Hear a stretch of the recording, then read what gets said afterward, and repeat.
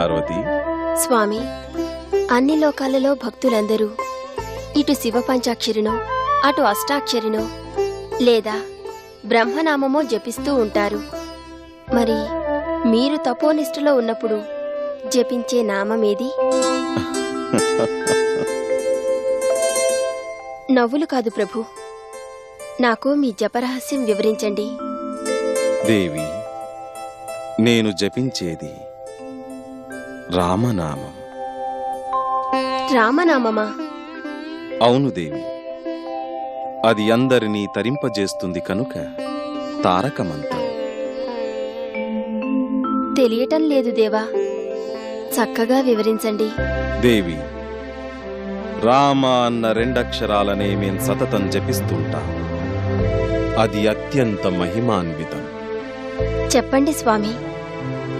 దేవి,